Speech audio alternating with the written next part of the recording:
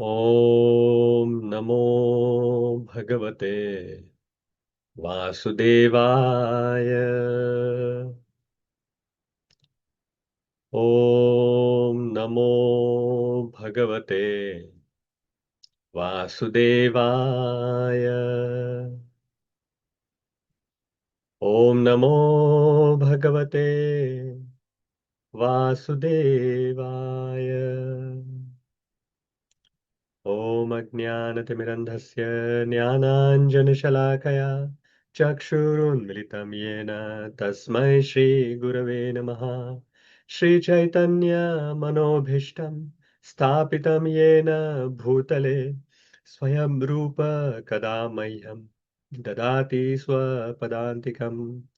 वन्देऽहं श्रीगुरो श्रीयुतपदकमलं श्रीगुरुं वैष्णवांश श्रीरूपं साग्रजातं सहगण रघुनाथान्वितां तं सजीवं साद्वैतं सावधूतं परिजनसहितं कृष्णचैतन्यदेवं श्रीराधा कृष्णपादा सहगण ललिता श्रीविशाखान्वितांश। हे कृष्ण करुणा सिंधो दीनबंधो जगतपते गोपेश गोपिका कांत राधा कांत नमोस्तुते। तप्त कांचन गौरांगी राधे वृंदावनेश्वरी वृषभानुसुते देवी प्रणमामि हरिप्रिये। वाञ्छाकल्पतरुभ्यश्च कृपा सिन्धुभ्य एव च पतितानां पावनेभ्यो वैष्णवेभ्यो नमो नमः। नमो विष्णुपादाय कृष्णपृष्ठाय भूतले श्रीमते भक्तिवेदान्त स्वामिन्नीति नामिने। नमस्ते सारस्वते देवे गौरवाणी प्रचारिणे निर्विशेष शून्यवादी पाश्चात्य देशतारिणे। जय श्री कृष्ण चैतन्य प्रभु नित्यानंद श्री अद्वैत गदाधर श्रीवासादि गौर भक्त वृंद। हरे Krishna Krishna Krishna Hare Hare Hare Ram Ram Ram Hare Hare. Hare Krishna. I think something has happened here to my screen. Give me a moment.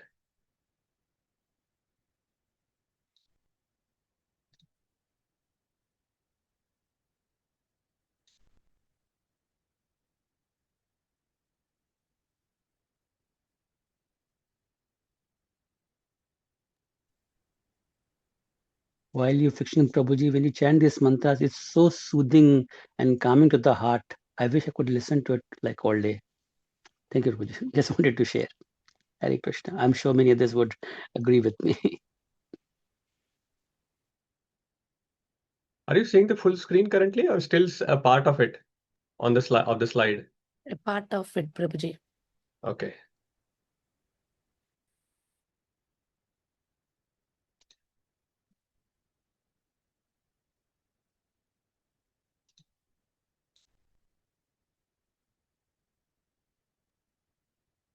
Now it's full. Okay. Fine. Hopefully this stays. Hare Krishna. So welcome back to Wisdom of Srimad Bhagavatam. We took few weeks of break because of December-January period, as well as various services at the temple. As most of you know, we are moving the temple from one place to another. So there is lot of service, and it's still continuing. Okay, so we in the last session we completed chapter 12, and chapter 12 was entitled Birth of Emperor Parikshit. And we saw in that session that how after Maharaj Parikshit was born, Yudhishthir Maharaj asks the learned Brahmanas who came to perform various samskaras. So he asked them about what are the qualities of Parikshit Maharaj. Is he is the child going to be a Rajarshi, just like many other ancestors in the dynasty? And will he be able to protect the citizens? And will he be able to continue the Kuru dynasty?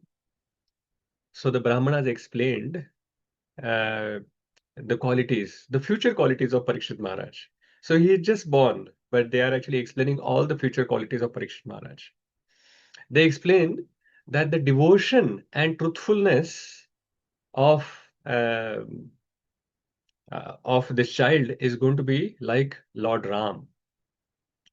His charity and protection to the surrendered soul will be like Maharaj Shibi, and his valor and leadership will be like Arjuna. He will be like a lion when it comes to the strength, and so many different qualities, like a Himalaya when it comes to give shelter and richness. And he'll be like Mother Earth when it comes to forbearance, the tolerance, forgiveness.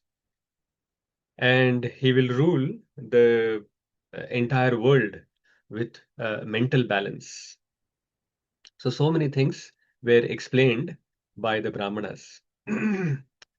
And they also mentioned that not only Parikshit Maharaj is going to be a Rajarshi, but also his son, Janmejay Maharaj, will also be a Rajarshi. So that is how they glorified Parikshit Maharaj. And there were many other qualities which were explained, and we saw all of them in the previous session. And they named this child as Parikshit because Parikshit means an examiner. So because he constantly used to examine the person in front of him, and he was always looking for that personality that he saw within the womb. So he's always looking for the Lord in everyone. And because he will keep examining everyone, he will be keep scanning. So that is why he's called Parikshit. Pariksha, from that word comes Parikshit. So Yudhishthir Maharaj then later performs the Ashwamedh sacrifices with wealth gathered by Krishna's direction, and we also discussed how the Pandavas gathered the wealth, and then Lord Krishna personally oversees all the yajnas which are performed, and then he stays briefly there, and then after that he departs for Dwarka. So that is where chapter 12 had finished. And now we are going to talk about chapter 13, which is entitled Dhritarashtra Quits Home. Now the question will come, where is this entire chapter of Dhritarashtra quitting homes coming from? Is it another diversion that our Suta Goswami is going? Just like the Bhishma Dev's pastimes, Kunti Devi's prayers, and all of that happened. They were all related to Krishna, but at the same time, they were not specifically related to the questions which Shaunaka Rishis had asked. So these next three chapters actually are quite interesting. So in this chapter, the next chapter, 13, 14, and 15, 15th chapter as well, there is a theme of retirement that is coming. So here Dhritarashtra is going to retire. In the next chapter, we'll see Krishna retires and goes back to the spiritual world. And in the 15th chapter, we'll see Pandavas retire. So these three chapters are talking about retirement. So we are going to actually learn quite a lot of important lessons from these three chapters on when to retire, how to retire, and what is the right time. So all of those, and from these various examples that we are going to see in the next three chapters, we are going to get a lot of good insights.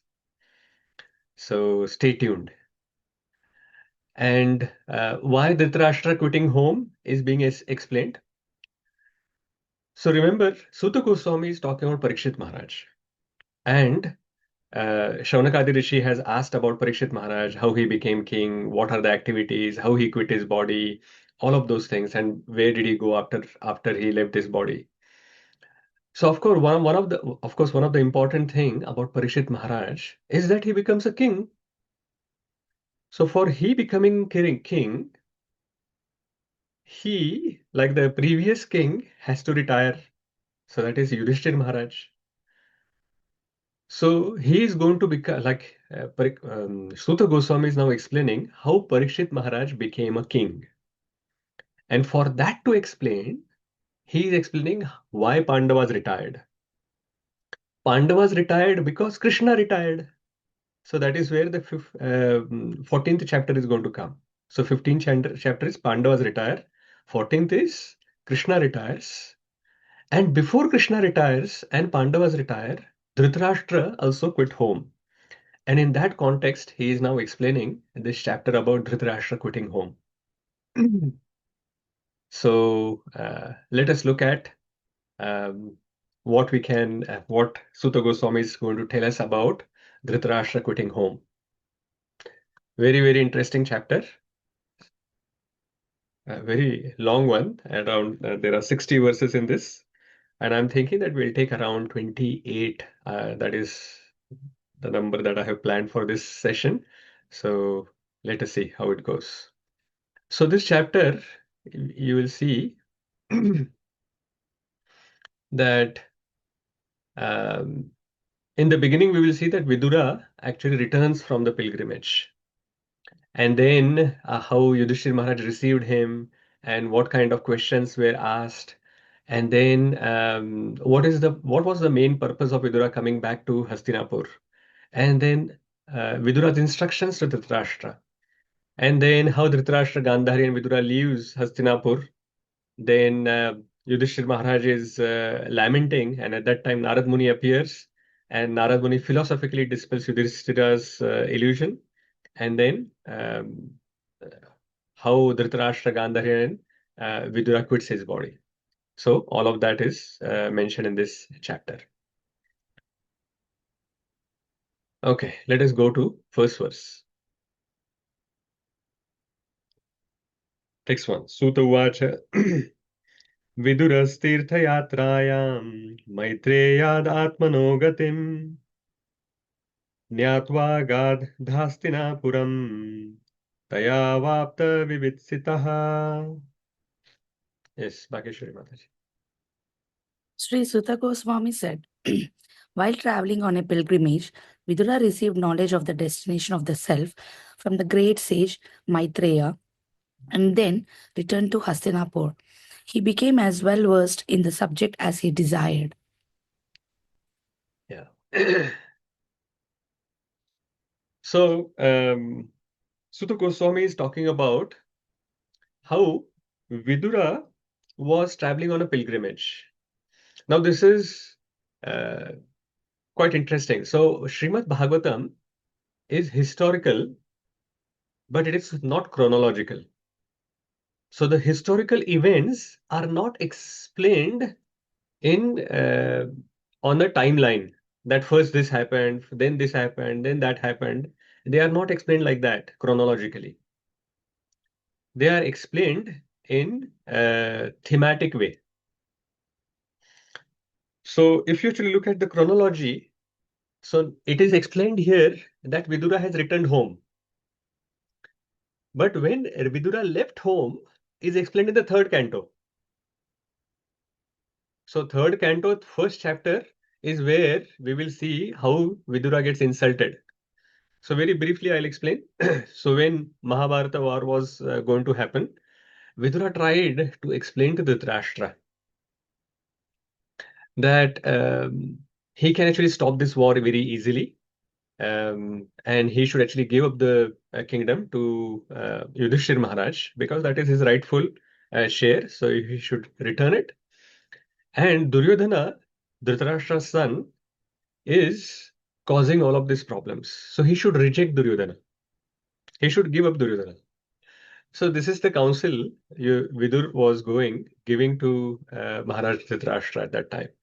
But Duryodhana, when he hears that, he becomes very angry and he banishes Vidura from the kingdom.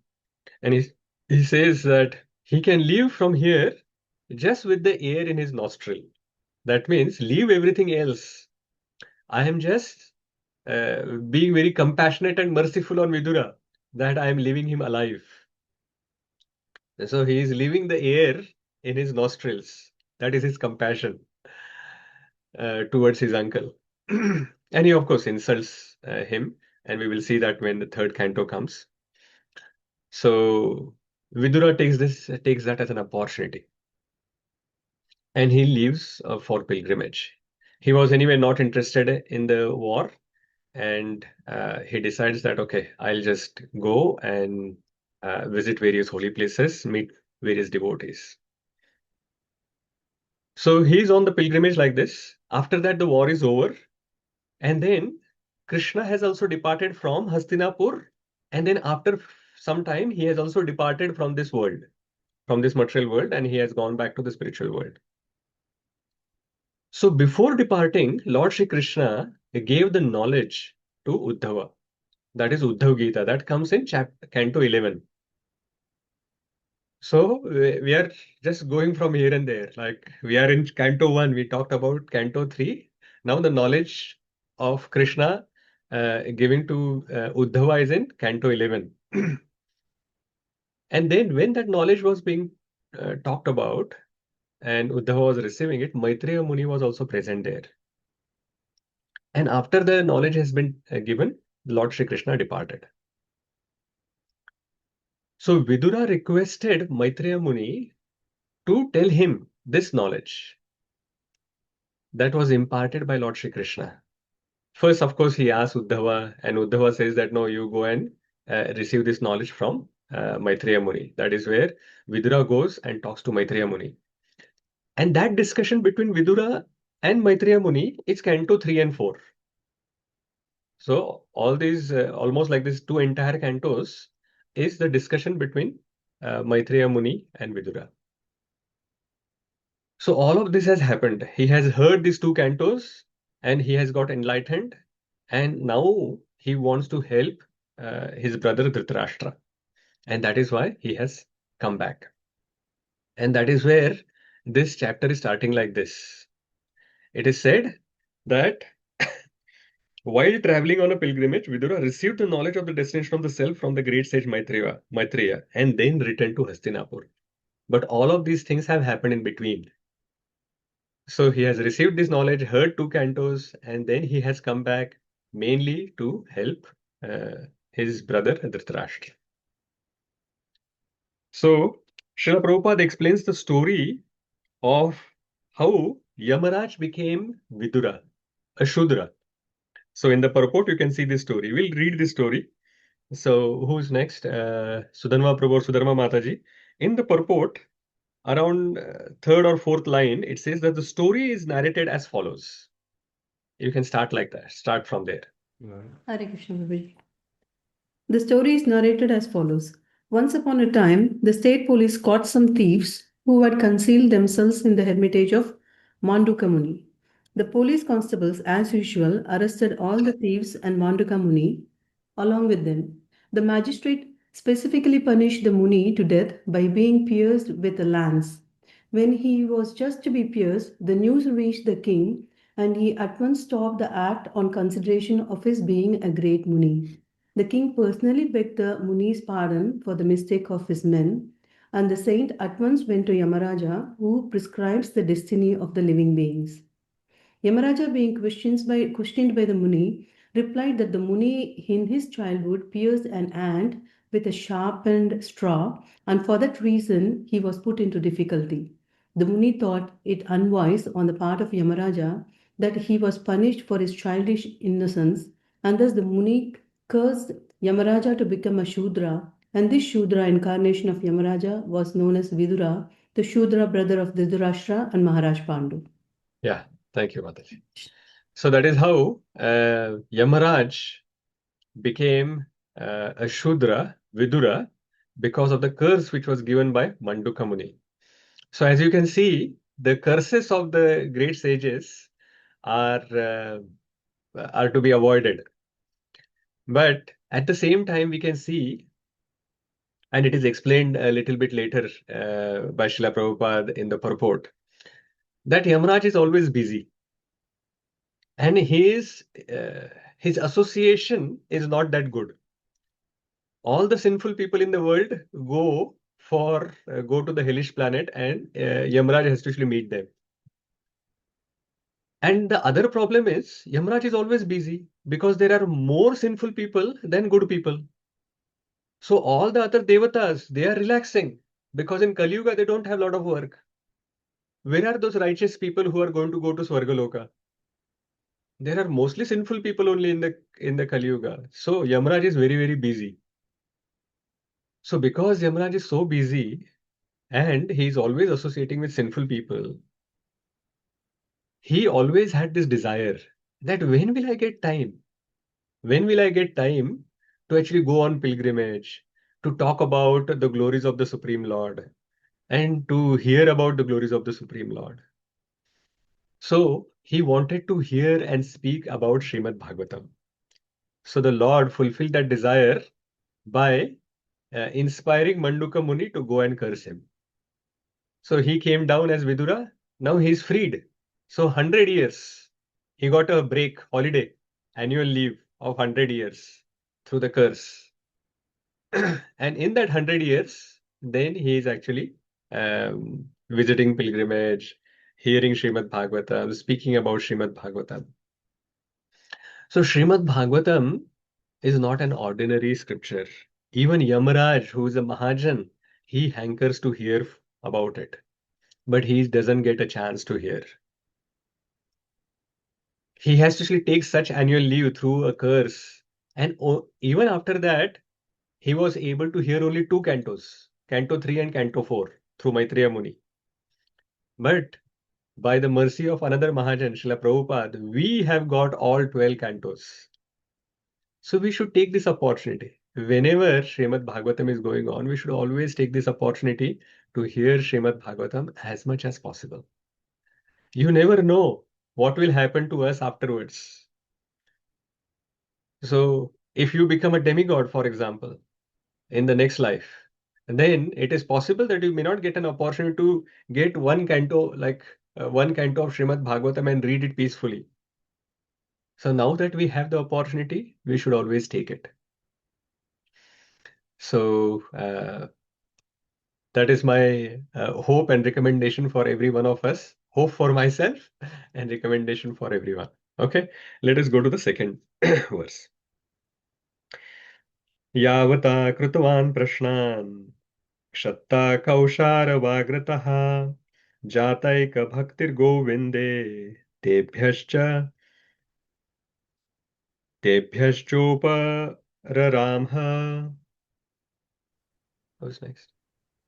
Yes, Uma Mataji. Krishna Prabhuji, after various questions and becoming established in the transcendental loving service of Lord Krishna, Vidura retired from putting questions to Maitreya Muni. Hare Krishna. Hare Krishna. So Vidura was completely convinced. He was completely established in the transcendental loving service of Lord Govinda. It is mentioned here. And how did he receive knowledge? He received it through asking various questions. So what is the verse in Srimad Bhagavatam about asking questions to the spiritual master?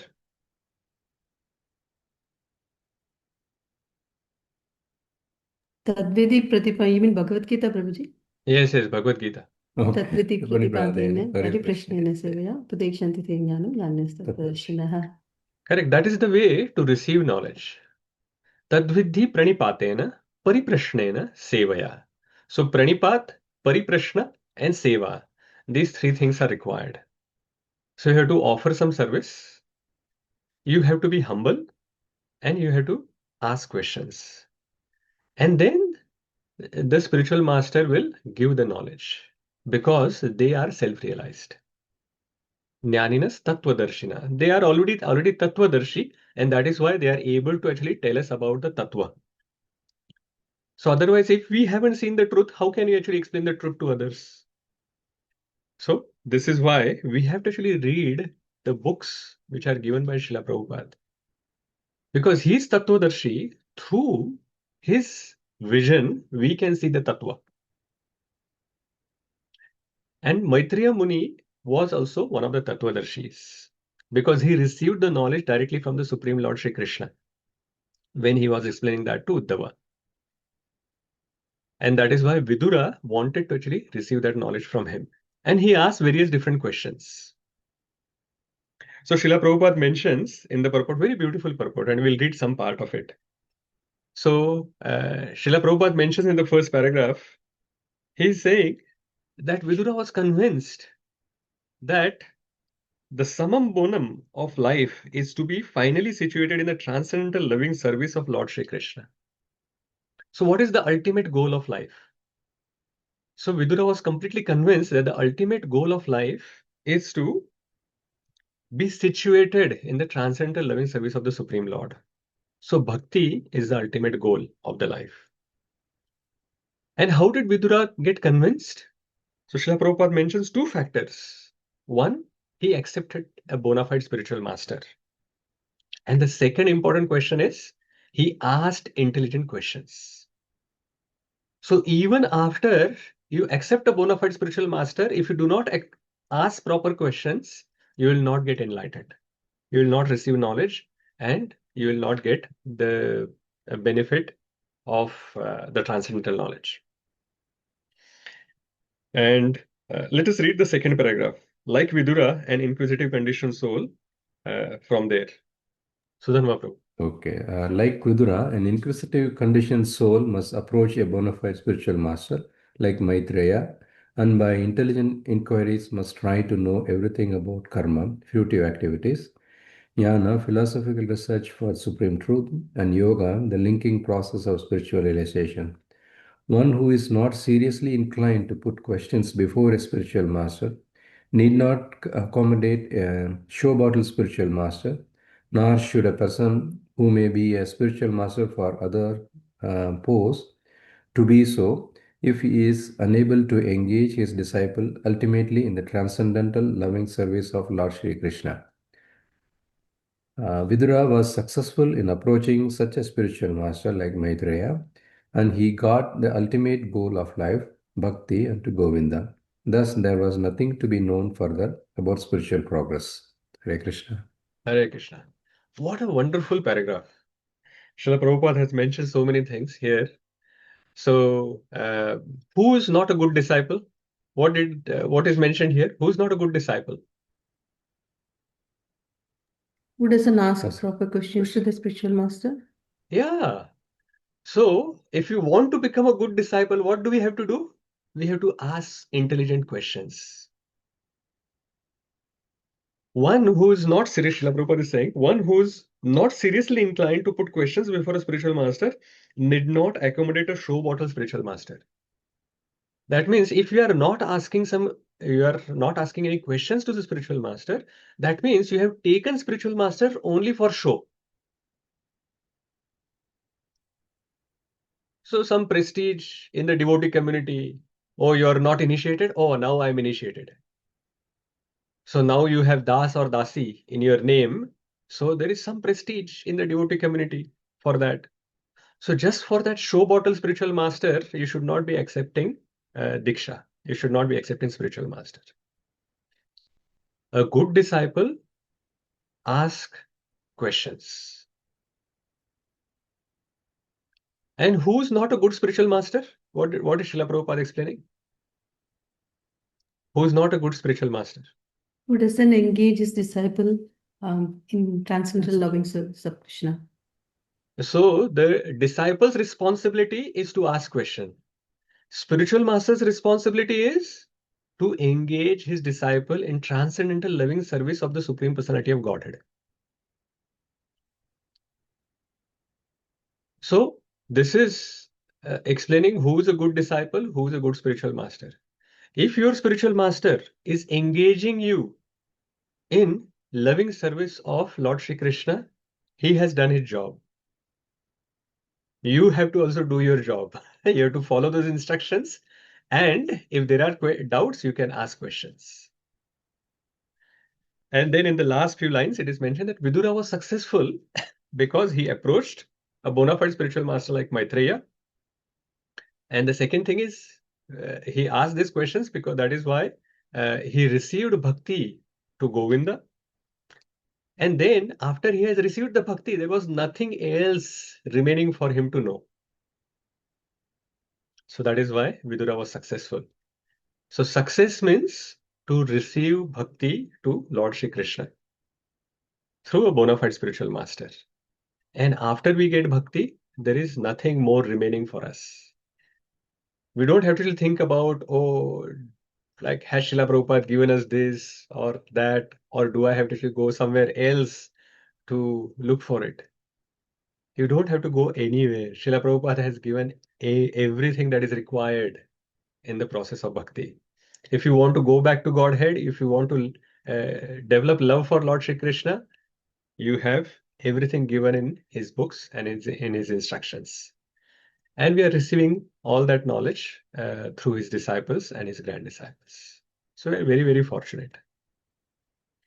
Okay, let's move on.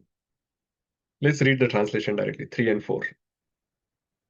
Vidushi Mataji.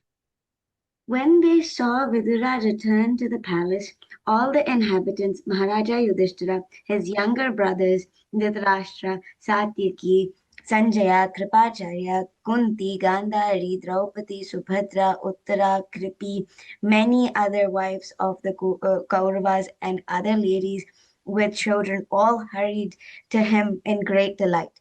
It so appeared that they had regained their consciousness after a long period. Thank you.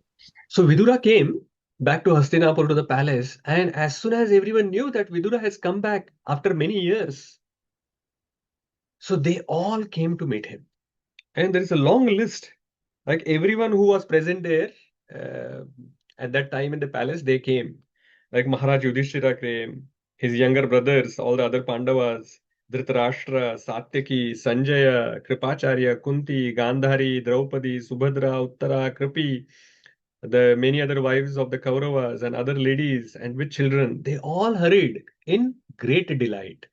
They were very happy that Vidura has come. And it was like the consciousness has returned after a long time. So they were like dead bodies. When the consciousness is not there, we are like dead bodies. Dead bodies don't move. There is no Chaitanya, there is no energy in it. But when Vidura came, they were so delighted as if the dead bodies, like the soul has returned to the dead bodies. And there is a long purport which is given by Srila Prabhupada, and he explains the life stories of Gandhari, Kunti, Draupadi, and Subhadra in these pages. So if you want to know more about these personalities and their entire life in one page, you can read the purport given by Srila Prabhupada. We'll go to 5th verse. Pratyujagmu praharshena pranam tanva ivagatam abhisangamya vidivat parishwangabhivadanaye. Lochana Harini Mataji. Hare Krishna, Prabhuji. I raised my hand for questions. So are we parking the question till end or are we asking them Yeah, along the let's read this one, and after this verse explanation, I'll take some question. Thank you, Prabhuji. Hare Krishna. Translation. With great delight, they all approached him as if life had returned to their bodies. They exchanged obeisances and welcomed each other with embraces. Hare Krishna. So they approached him with great delight. Not only they were very happy, but they approached him also in great delight, as if the life has returned into their bodies. So it is mentioned that they exchange obeisances. So Vidura is the elder. So except for Dhritarashtra, everyone else that we actually heard about, almost everyone. So Vidura and Gandhari and Kunti, apart from that, everyone else, like all the Pandavas, their children, their wives, all of them, they are younger. So they will call Vidura as uncle. So they offered obeisances. And Vidura, after they offered obeisances, he embraced them. So Srila Prabhupada is explaining here. Vidura was so dear to the members of Kaurava family that his long absence from the palace was comparable to inactivity. all of them were feeling acute separation from Vidura. And therefore, his return to the palace was joyful for all. So, the separation that we feel is directly proportionate to the love that we have for that person. If we love someone, then if that person goes away, then we feel separation. So that actually showing because they were feeling so acute separation from Vidura that they all loved Vidura. And they felt very, very joyful when he has come back. So we have seen in these 5 verses how Vidura has returned from pilgrimage. And we will continue, but here let us see. We have already discussed these points. Who's not a good disciple? One who's not seriously inclined to ask questions before the spiritual master. So if you want to become a good disciple, then we should always present our questions to the spiritual master. There is no point in actually keeping questions because that doubt will remain in our heart. And then when there is a doubt, then we cannot make fast progress towards Lord Shri Krishna. And who is not a good spiritual master? One who cannot engage his disciple in the transcendental loving service of Lord Shri Krishna. So that is how the responsibilities of a spiritual master as well as disciples have been explained by Srila Prabhupada in the previous purport that we saw. Okay, Mataji, what was your question? Sure, Prabhuji. My question was from the previous verse where you were talking about being a good disciple and versus being a good spiritual master. So, Prabhuji, you mentioned that a good disciple should be asking intelligent question, and I got quite stuck at that because how would we know that a question is intelligent? Because, like you said, we should ask questions, but how do we discern that, oh, the question I have in my mind is intelligent, or should I just pass it on? Yeah, any question that we ask to the spiritual master about making spiritual progress is an intelligent question. Okay. Yeah. If we start asking material questions to our spiritual master, then that is an unintelligent question.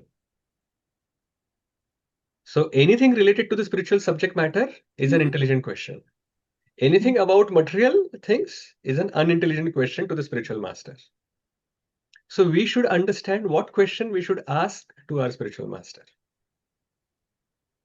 So there is no point in asking about how will I get success in my job, how will I get promotion, how my child will get admission into such and such school and college, or can you do some puja for my material success?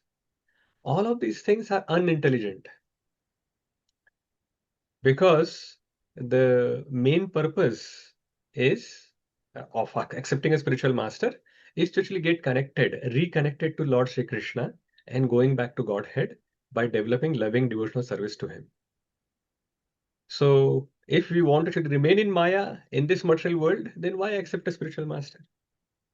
So those kind of questions would be unintelligent. And anything related to the spiritual subject matter will be an intelligent question. Is that okay? Thank you, Prabhuji. That is crystal clear. And the following question was spiritual master, being a good spiritual master, he should be able to engage their disciples and loving service of the Lord. But I got curious because a spiritual master is a pure devotee, right? And we take spiritual masters as a direct representative of Lord Krishna. So is there any scope or any sort of gap that a spiritual master can potentially be a incompetent spiritual master? It's not possible, Prabhuji, is it? I didn't understand that Okay, question. the So question where is is, the gap? so the question is, Prabhuji, a spiritual master is not a perfect spiritual master if he's not engaging their devotees, their disciples in the loving service of the Lord. But my question is, a spiritual master is a direct representative of Lord Shri Krishna, yes? So Yeah. how they cannot be a perfect master is where does that happen? How can we see that? Does it make Yeah, sense? yeah. Okay. I understood. So how can there be an imperfect guru? Yes. Oh, sorry, Yeah, precisely. Yeah, that. yeah. So guru or bona fide guru is always perfect. And if they are coming from the bona fide disciplic succession, and any such guru is perfect because they are passing on the knowledge that they have received from the disciplic succession as it is to us. And they will engage us in the direct service of Krishna. So at one place, Srila Prabhupada has said that fake guru, that word itself is wrong because guru cannot be fake. And if he is fake, then he can't be a guru. Yeah.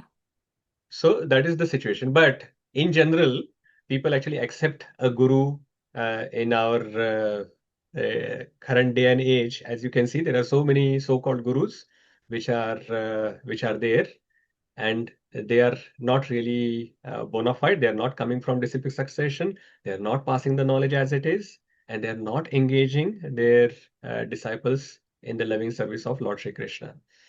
So such people are definitely not bona fide, and we should not be accepting them. Is that okay? Yes, Prabhu, perfect. Thank you Okay. so much. Gaurav Chandra Prabhu, you have a question or a comment, or you want to No, read no, something? Prabhuji. I was just I raised my hand to read. Okay. Sudhanva Prabhuji and Mataji, is that? Yes, Prabhuji, I have a question, Prabhuji. Okay, go ahead. It may not be an intelligent question, I think, but I will just anyway. As I said, anything Just related to to spiritual clarify. matters is intelligent. Unless you are asking me how you are getting promotion. Prabhuji, in the text when you were talking about the story of Vidura, you were saying Yamaraj, of course, he became Vidura actually because of his curse, and he was actually always in the association of sinful people because there are more sinful people in the Kali Yuga rather than good people. So I'm interested to know, but he's the best devotee, Yamaraj, of Krishna. So how to understand this? Normally we say through association, only we will be becoming a pure devotee or a good devotee. Like no, otherwise that's the transfer of heart happens. So when Yamaraj is actually engaging only with sinful activities, how could he become a pure devotee? Or is it like something Krishna has given a special mercy to him so that he was able to carry that? Thank you, Prabhu. I was thinking that you are going to ask a different question. Okay. But okay, I will ask that different question afterwards to you. But it is not that in the association of those people, like those sinful people who are in the hell, Yamraj has become a Mahajan. No, it is not like that. Yamraj is a Mahajan and he has been given this service. So it is the other way around. He is a pure devotee and in his Krishna's uh, uh, confidential associates, so close associates. And that is why he has been engaged in those various different services by the Supreme Lord. So it is like that. So it is not that by his service in hell, by those association of those devotees there, that he has become a pure devotee. No, no, no. He is a pure devotee and then he has been engaged in that service. Yeah, thank you, Prabhuji. But the thing is, like, practically, I'm saying, like, for a person who now, say, for instance, who has now become a devotee, of course, not as pure as Yamaraj or anything, not comparable. But when you associate with non-devotees, then again, there is a possibility of fall down happening, right? Yeah. So how to maintain, like, for practically to take something, like, example from this, it's really difficult unless you are associating with good people then or devotees, then it's not going to be in the same, we are not going to be in the same platform, right? Yeah. But that is only for practicing devotees that is applicable. The pure devotees are on a different platform altogether. Pure devotees are like that bright sun.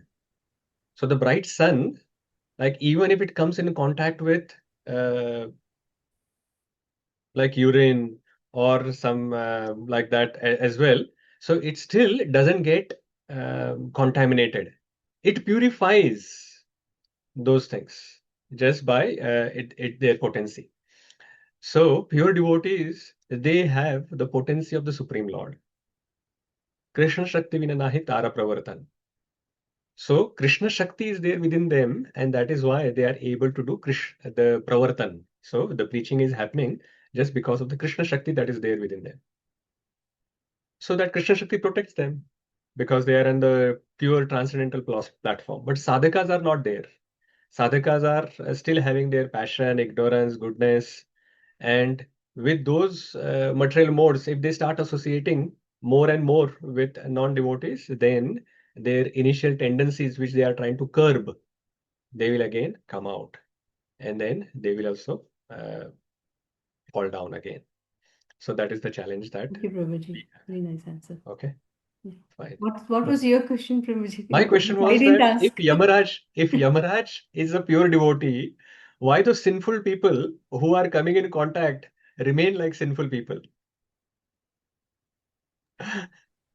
Probably Why they would didn't that want happen? to take the transformation, Prabhuji. It's like you can be with them, but you don't want to take the hard transformation. You said no, we when we mingle with non-devotees, then still we can be pure, not taking like their desires.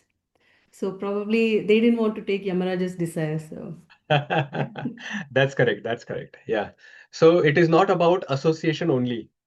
In the association, are you interested in getting transformed? So that is the most important part. So we always say that there is a mercy and then there is a endeavor that is required.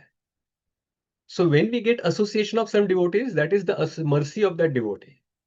And our endeavor should be, am I taking that association in the right context? Am I ready to actually accept those desires from their heart into my heart? That is our endeavor. So if that endeavor is not there, then whatever amount of mercy that we get, it is like we have like a big pot with lots of holes.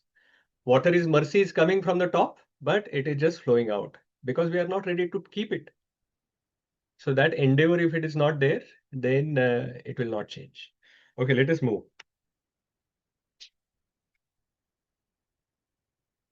Text 6. Let us read the translation. Gaurchandra Prabhu. Yes, Prabhuji. Due to anxieties and long separation, they all cried out of affection. King Yudhishthir then arranged to offer sitting accommodations and a reception. Yeah, so now here we are seeing how a guest should be received, this guest reception. So Yudhishthir Maharaj, how he is receiving Vidura. Let us go to the 7th one as well. Next one. Gaurchandra Prabhu, you can continue reading the 7th translation. Yeah, sure. After Vidura ate sumptuously and took sufficient rest, he was comfortably seated. Then the king began to speak to him, and all who were present there listened. You want me to continue, Prabhuji? 8.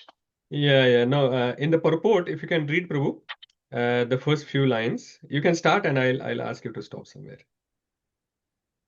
Purport The of 7th, right? 7. Yeah.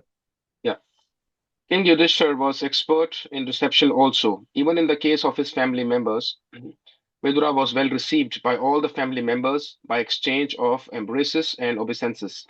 After that, bathing and arrangements for a sumptuous dinner was made, and then he was given sufficient rest. After finishing his rest, he was offered a comfortable place to sit, and then the king began to talk about all happenings, both family and otherwise. This is the proper way to receive a beloved friend or even an enemy. Thank you, According Prabhu. to Indian. That's enough. So here, by just observing how Yudhishthir Maharaj and all the other devotees actually they received Vidura, we can learn about some principles about reception. So first of all, it is mentioned that Vidura, when he came, he was well received by all the family members by exchange of embraces and obeisances. So there was some affection that was shown when Vidura came. So that was first thing. Then after that, they had so many questions that Vidura was on pilgrimage for so many years. So they wanted to ask so many questions. But it was not that immediately that he had come and they have bombarded him with hundreds of questions by everyone. No. After they have actually welcomed him, then they allowed him to go for bathing. Then there was an arrangement made for a sumptuous dinner. So he was well fed. Then he was given sufficient rest. So after all of that has been done, he has bathed, he has had a good dinner, and then he has sufficiently rested. Then the next day, then they have, after finishing his rest, he was offered a comfortable place to sit. Some prominent sitting arrangement was done for him, and then king asked the questions. So it was not that there were some 50 people who were assembled there, and everyone was asking him hundreds of questions like that. No, all the questions Yudhishthir Maharaj asked, because they were all representatives that everyone else wanted to ask, Yudhishthir Maharaj is going to ask anyway. So then the king began to talk about all the happenings, both family and otherwise. And it is mentioned, Srila Prabhupada is mentioned, that is the proper way to receive a beloved friend or even an enemy. And then Srila Prabhupada goes on saying that even an enemy received at home should be so well received that he will not feel any fearful situation and he will forget his enmity. So that is how we should receive anyone at home. Very, very wonderful explanation of how actually we should be receiving people at our home, receiving guests at our home. Okay, so let us look at what questions now, or how Yudhishthira Maharaj is going to talk to Vidura. So text number 8. Who's next? Yes, Lochan Harini Mataji. Translation, please. Sure. Maharaja Yudhishthira said, "My uncle, do you remember how you always protected us, along with our mother, from all sorts of calamities? Your partiality, like the wings of a bird, saved us from poisoning and arson." Yeah, so the first thing Yudhishthira Maharaj says are some sweet words. He's showing gratitude. So he's explaining to Vidura Maharaj, so Vidura, and Vidura knows he has already done that. So there was no need. Somebody will say that, Arey, Vidura also knows, Yudhishthira Maharaj also knows. What is the point in explaining that? No, but first thing with Yudhishthira Maharaj is explaining is the gratitude. He's showing his gratitude that Vidura, my uncle, do you remember how you protected us? That without you, we would be dead. Because you protected us from poison and arson. And it was just like the wings of the bird. So with the wings, the bird is protecting the birdlets. So similarly, you gave that warmth, affection, and protection to us, just like a father would have provided. Oh, uncle. Very, very sweet words. So it is amazing how Yudhishthira Maharaj has started this conversation. We can learn this. And it is mentioned that your partiality towards us is like protection offered by the wings of the birds. You protected us from poisoning and arson. And Srila Prabhupada interestingly mentions towards like middle of the first paragraph. Srila Prabhupada is saying actually Vidura was equally affectionate. You can see this line. He was equally affectionate to both the camps of the nephews in the sense, look at the sense, in the sense that he always chastised Duryodhan for his intriguing policy against his cousins. He always criticized his elder brother for his policy of encouragement to his sons. And at the same time, he was always alert in giving special protection to the Pandavas. So he was actually not partial. His partiality was visible by his action because of the perception that people have about what is good and what is bad. Actually, he was giving good counsel to Duryodhan as well as Dhritarashtra as well. As an elderly person, he was chastising Duryodhan for everything wrong he was doing towards the Pandavas, towards his cousins. And he even criticized the king, Dhritarashtra, his elder brother, for encouraging his children to continue doing the same. That's a good counsel. So we should have someone like Vidura in our life. who is our well-wisher, who's ready to give us some corrections. And we will see, Vidura did not have to actually come back from the pilgrimage. He is already in Vanaprastha. And actually Vanaprastha, Sannyas, everything he is there now. And he is wonderfully listening to Krishna Katha from Maitreya Muni. But after listening Krishna Katha, who he remembered? Arey, mera to ho gaya. What will happen to my elder brother, Dhritarashtra? He is still sitting there in Hastinapur. And if he continues like this, he is going to continue in the cycle of birth and death. I have to actually go and liberate him as well. Look at the compassion of Vidura. If Vidura wasn't there in Dhritarashtra's life, Dhritarashtra wouldn't get liberated.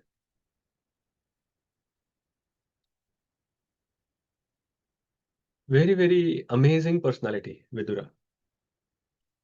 That he has seen all of his life, Dhritarashtra has never listened to him.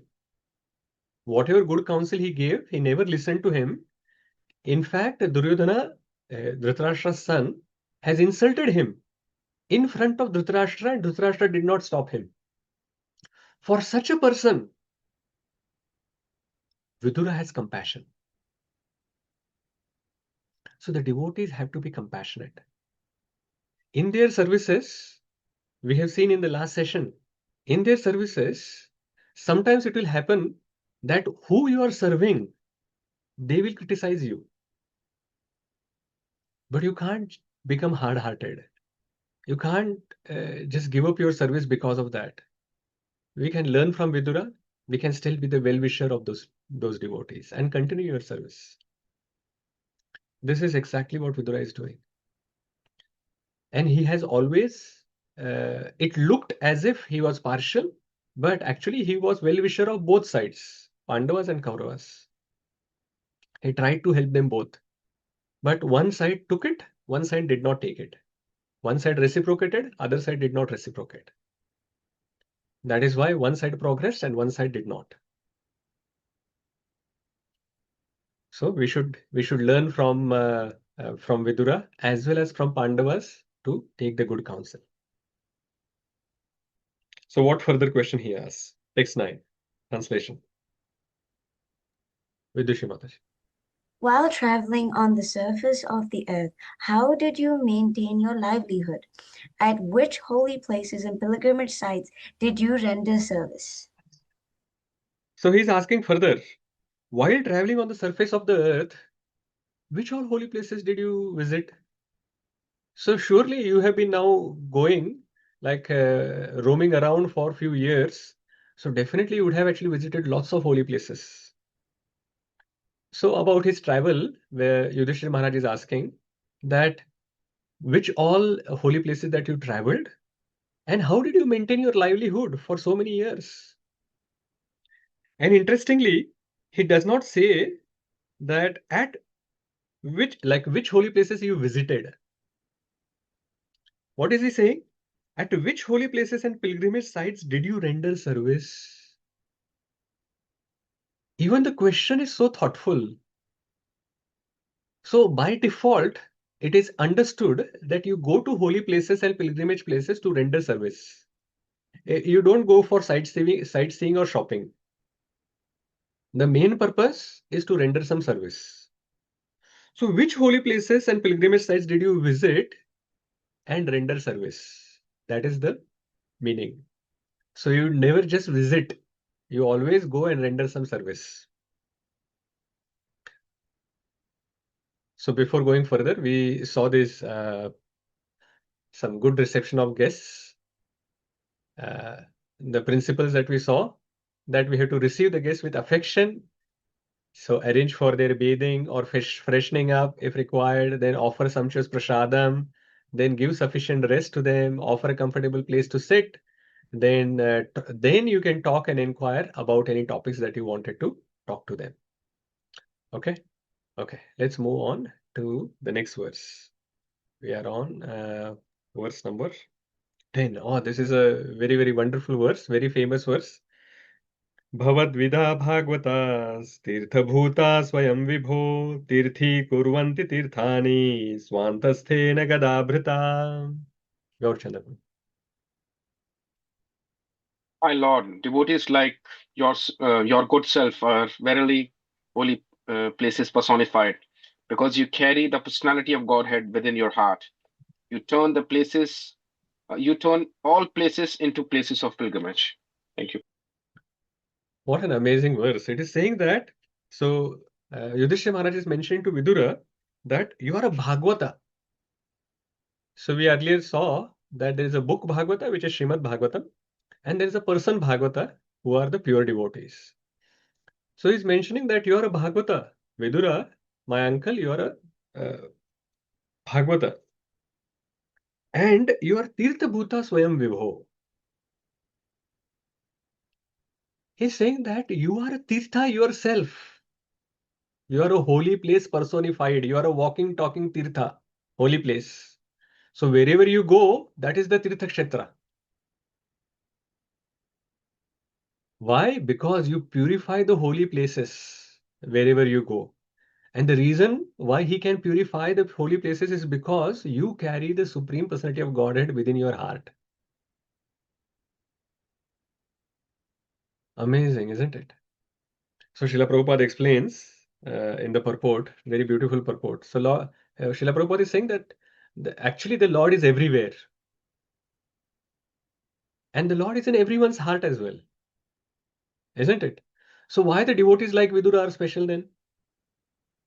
It is said that because you carry the personality of Godhead within your heart, that is why you turn all the holy places into places of pilgrimage. But in the same logic, the Supreme Personality of Godhead has Paramatma is in our hearts as well. So why, when we go to any place, that doesn't turn into holy place? Why Vidura is special like that? Because we are not purified, Prabhuji. We are not purified. Yeah. Okay. Vidura is an elevated soul. He has freed himself from all the material contamination. So obviously he's a Bhagavata, but like us, people like us, of course, we have got a long way to go. Surananda Prabhuji. Hare Krishna Prabhuji, Dhanatna. Prabhuji, he can listen to Lord from his heart, and there is no difference between what Lord is saying and what he is spreading. Okay, good. Sudharma Mataji. I think along those lines, Prabhuji, what Surananda Prabhuji said, it's like we are not able to realize the Paramatma within us. We are still haven't turned towards him purely. So we are still contaminated. So we can't hear his voice. Yeah, good. Hare Gaurchandra Prabhu. Hare Krishna Prabhu. Prabhuji, I was thinking that just like Vidura, Tirthi Kurvanti Tirthani Swanta Hastena Gadabhrita. So, like, he carries the Supreme Personality of Godhead wherever he goes. So that's why, but wherever we go, we carry our anarthas along with that as well. So that's why. Nice one, Prabhu. Yes. Bharadwaja Prabhu. Hare Krishna Prabhuji. So because the pure devotees they radiate bhakti, so like they transmit, and whoever come in contact with them, they also get benefited. So that is the difference. That that's what the holy places does as well. Yeah, nice. Vidushi Mataji. Hare Krishna Prabhuji. The thing is, he is in line with the wishes of the Lord. Continuously is doing what the Lord wishes us to do, what Lord wishes him to do. So he is the pilgrimage. Yeah, very good, very good. So his desires are aligned with the desires of the Lord, whereas our desires are opposing the wishes of the Lord, which is in the same line as because the purity which is there, and which because earlier all the other devotees mentioned that they are able to hear what the Lord is saying from the heart, whereas we have turned deaf ears to the Lord in the heart because of our anarthas. So Srila Prabhupada gives a very good example for this thing that the Lord is everywhere. So similarly, electricity is also everywhere. But we perceive the electricity through the light bulb. So similarly, the Lord is everywhere, but we don't see him. But a pure devotee always feels the presence of the Lord everywhere. And the Lord's presence can also be perceived and manifested, just like the light bulb is manifesting the electricity. So similarly, the pure devotee can manifest the potency of the Supreme Lord. And we can feel the presence of the Supreme Lord through them. And other things which is mentioned here, that the people go to holy places to take bath. So it is mentioned that you can actually purify even the holy places, right? So why the holy places needs to be purified? It is mainly because all these people go to holy places to take bath in the holy river and then give their sinful reactions there into the holy places.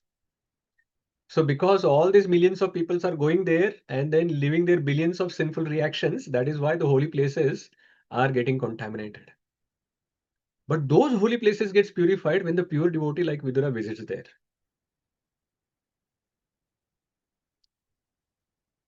So that is why Srila Prabhupada is actually saying that when we actually go to holy places, yeah, fine. If you want to take a bath in the holy river, that's good.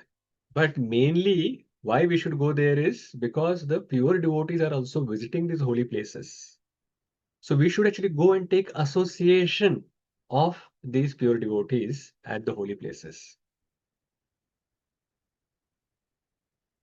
And at the same time, because these devotees are carrying the Supreme Personality of Godhead in their heart, wherever they go, that place also turns a holy place.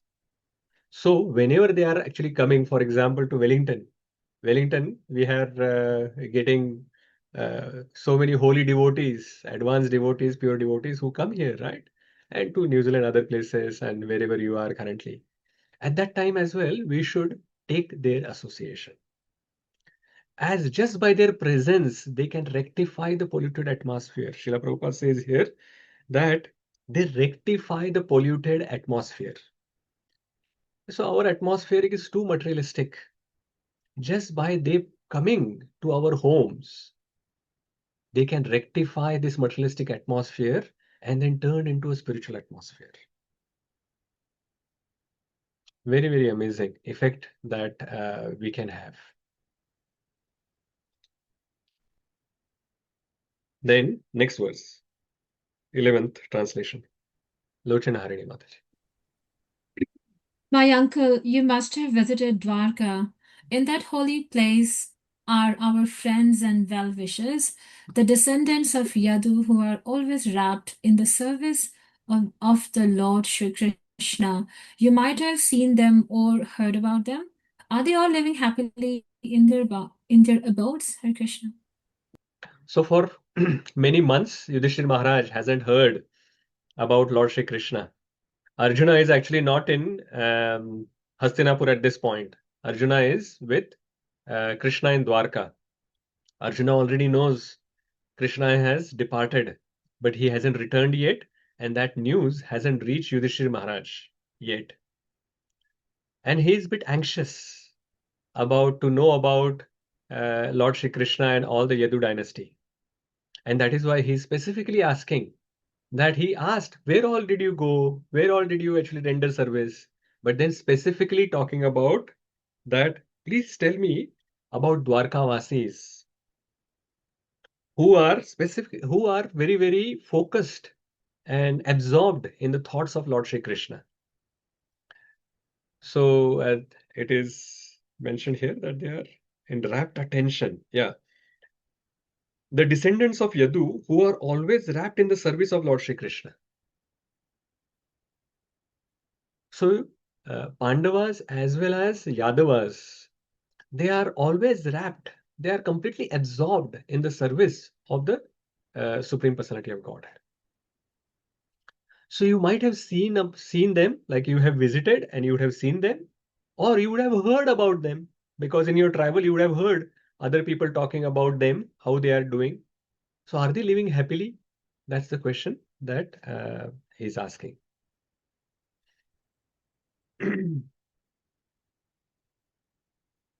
In the purport, Srila Prabhupada is talking about absorption in Krishna consciousness. And those who have like Vidura, who has left his home, for them, somebody may think that it is very easy for actually completely focus on the spiritual activities. But to remove that doubt from our head, Srila Prabhupada is talking about here, either remaining at home or leaving home, the real qualification of a pure devotee is to become wrapped in the thought of Krishna favorably. That is, knowing well that Lord Krishna is the absolute personality of Godhead. So it is not required to give up home. Whether you are at home or you are in the forest or you are in the holy place. What is more important is that you remain absorbed in the service of the Supreme Lord. That is the most important part. If you are in the holy place and you are not thinking about the Supreme Lord, then that is of no use. And if you are at home and you are thinking about the Supreme Lord, that is very, very beneficial. So, from that perspective, Maharaj Yudhishthir, who is in Hastinapur, serving as a king, and Vidura, who is actually roaming around at different holy places, they are both at the same level. They are both constantly thinking and wrapped in the service of the Supreme Personality of Godhead, Lord Shri Krishna. In the last few lines in the purport, you can see that Srila Prabhupada has mentioned. So we can see from here, from these last 2-3 verses, that we should never miss association of pure devotees. They are like holy places personified, and they can purify us just by their presence. I was listening to Gauranga Darshan Prabhu, and he was mentioning that association of Bhagavatas is better than bathing in holy rivers. Why? Is because, of course, there are many verses that the holy rivers purify only after taking multiple times bath, but association of devotees actually purify us instantly. All of that is there, but he mentioned a very important point. He said that the holy rivers and the holy places, they only remove the sinful reactions from our life. But holy association of pure devotees, that actually removes sinful desires. So this is very important, that if actually only sinful reactions are removed, then when we come back from the holy place, because the sinful desires are still there in your heart, you will continue doing the sinful actions, and then you will still accumulate sinful reactions.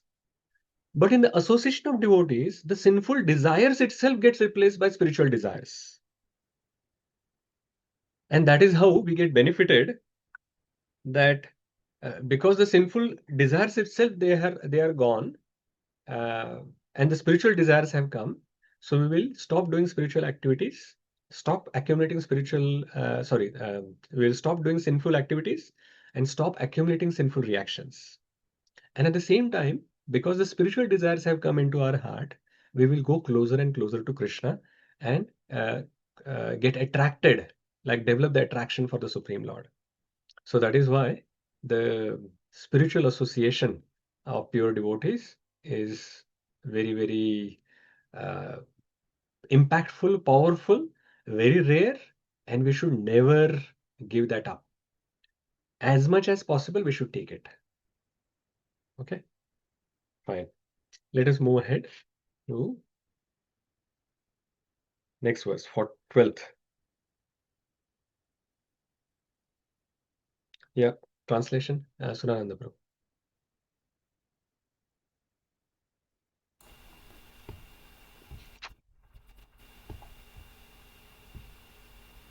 Okay, someone else can read if you are not. Thus being questioned by Maharaja Yudhishthira, Mahatma Vidura gradually described everything he had personally experienced, except news of the annihilation of the Yadu dynasty. Correct. Next one as well you can read, bro. Compassionate Mahatma Vidura could not stand to see the Pandavas distressed at any time. Therefore, he did not disclose this unpalatable and unbearable incident, because calamities come of their own accord.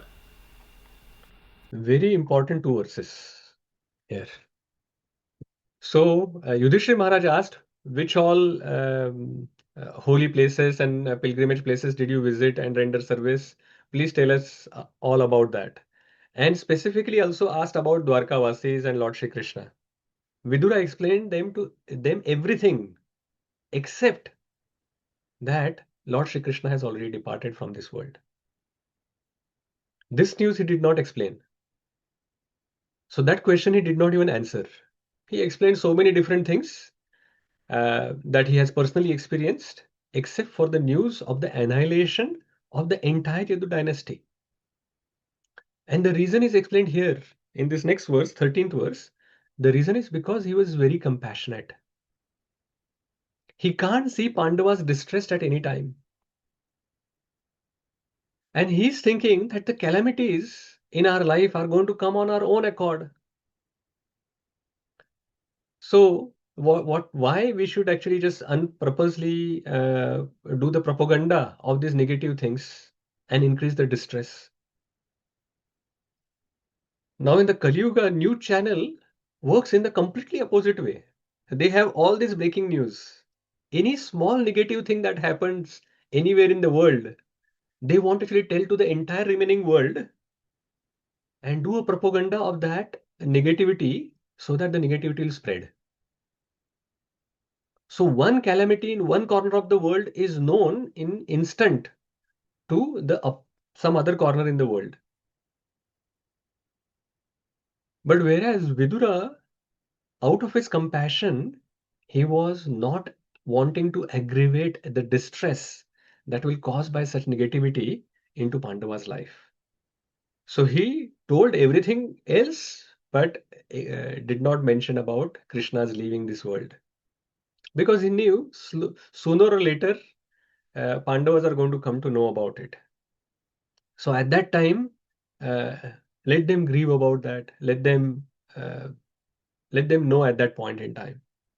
He also knows how big impact it is going to have in Pandava's life when they hear about Lord Shri Krishna has departed. And we will see that in the chapter 15th.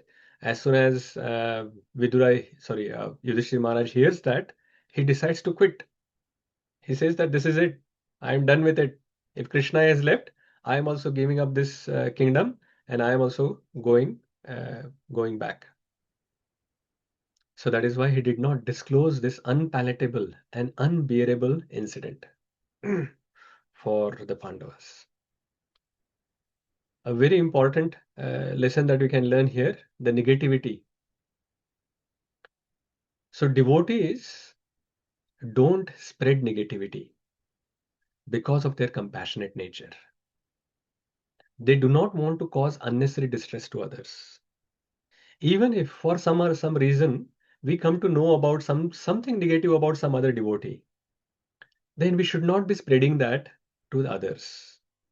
The reason is because of the compassionate nature. And if we are spreading such negativity, then are we devotees? Because the compassionate nature is missing. And we are unnecessarily causing distress to others.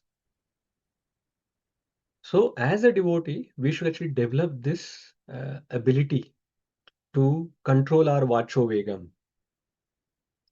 and stop spreading negativity.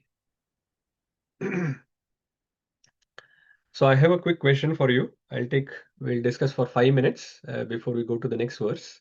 So why do devotees sometimes, even they are practicing devotees, I know they are not full devotees. By Srila Prabhupada's mercy, we are getting called as devotees, but whereas we are just sadhakas, right? But these practicing devotees, all of us, why do we sometimes spread negativity? Whatever we have heard, some negative things about one devotee or something else, we immediately want to pass it on to someone else. What is the reason? What could be? It is obviously not just one reason. There could be many reasons that we would have. What could be some of those reasons? Adi Devi Mataji. Prabhuji, it may be like a sort of rise in the ego, false ego, that I'm good and I'm better than this one. Yeah, absolutely. So it nourishes our ego. by speaking negative about someone else, as you mentioned, Mataji, very rightly, that we get to explain to others, look at such and such person. You were thinking that he is such a good person or she is such a good person, but see, this is the negative thing about that person. And you were thinking that I am not good like that person, but see, now in comparison, you can see now how I am good. So that way, our ego gets nourishment. It boosts our ego. Very good. Yes. Shama Kumari Mataji. Hare Krishna, Prabhuji. So it's because sometimes it's because of envy. Because of the envy, we just try to, you know, say the bad things or find faults in others, and then we just talk about it. Yeah, envy. So basically, all these anarthas which are there in our heart, they are coming out of this in this way of negativity, and envy is one of them. Yes, absolutely, Mataji. Bharadwaj Rishi Prabhu. Hare Krishna, Prabhuji. Prabhuji, sometimes, like, when we go through a situation, we feel pain and we want to share with others that they don't go through, or they are cautious about it. So that's another reason, like, sometimes that negativity that I felt, like, be cautious about it. So that's why we talk about negativity as well. Good point. Good point. Oh, why am I getting echo? Okay. Yeah, this is better. So when we actually go through some negative experience, we may actually want to share with others so that the other people don't go through the same experience. The challenge is that most of the time our emotions or our feelings are not that pure. So as long as if we are just mentioning those things with that feeling, then that is okay. But otherwise, it shouldn't be just randomly for many people. If you are actually sharing, that shouldn't be the case. Yeah, but yeah, that is one of the possibilities. Surananda Prabhu. Yes, Prabhuji. I was also thinking the false ego, but I got another thought. Maybe people wanted to try to correct the other person. Yeah, that's good.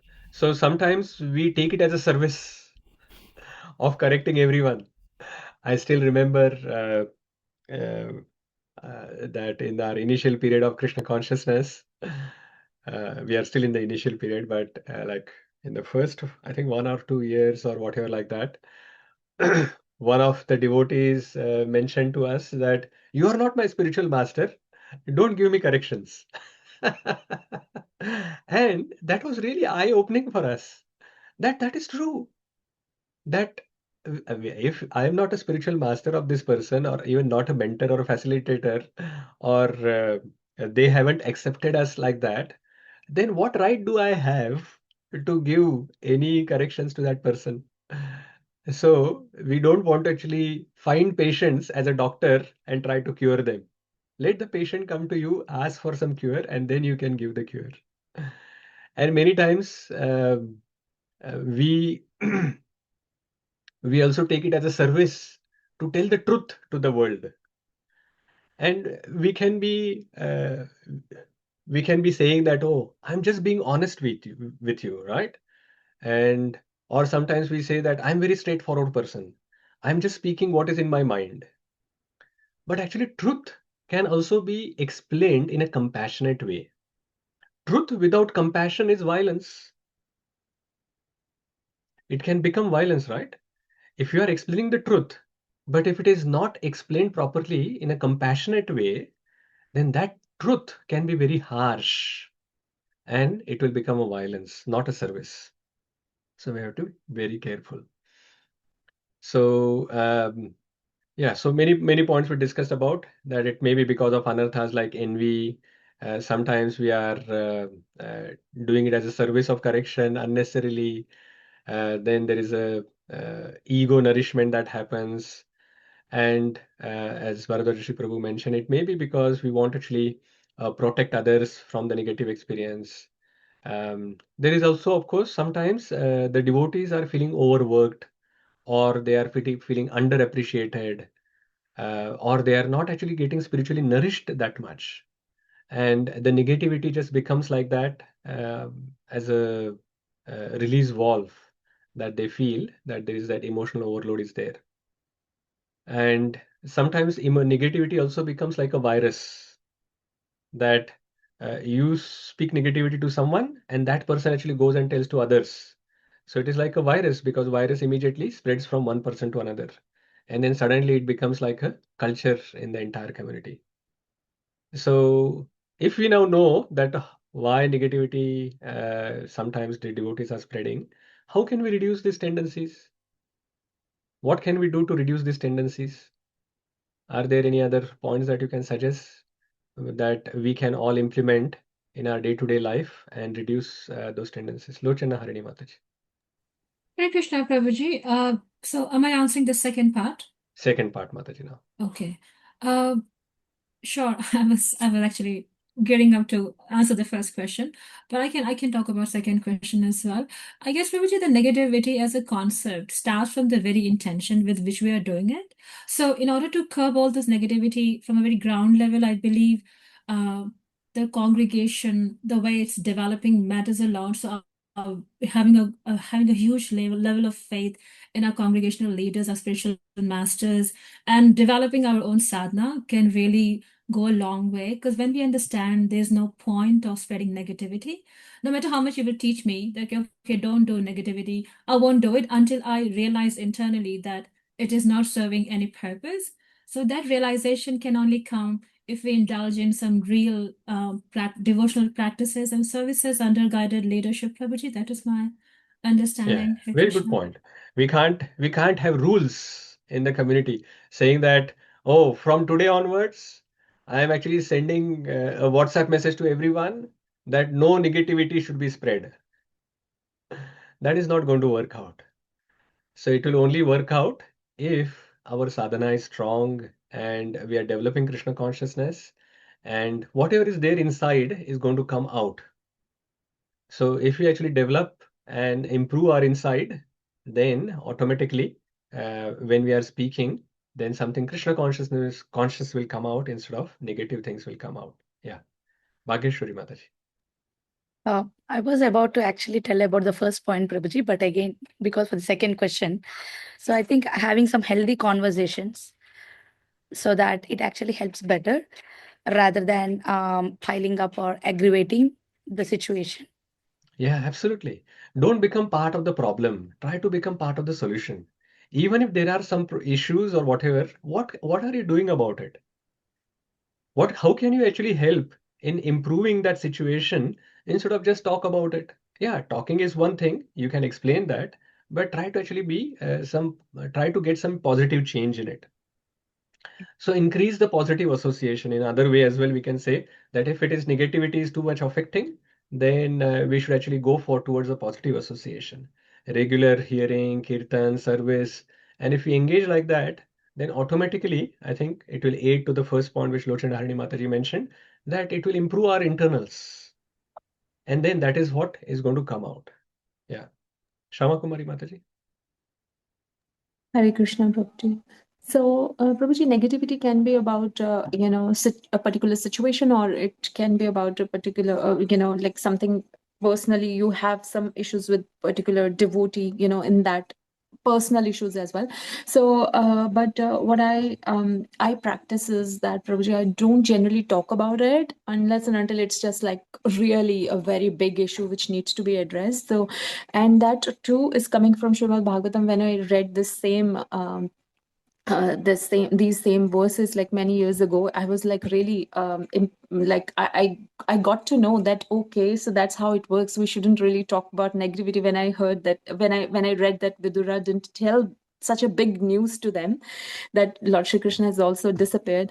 So, and I was like, oh my God, this is such a big news. And he didn't tell in order to not to spread negativity. And just with us, like I just I was just kind of like self-scrutinizing myself, and I understood that many times we we have a ability, or we can say like we have a propensity to just talk about penny things which do not matter, and that matter actually sometimes get solved with time.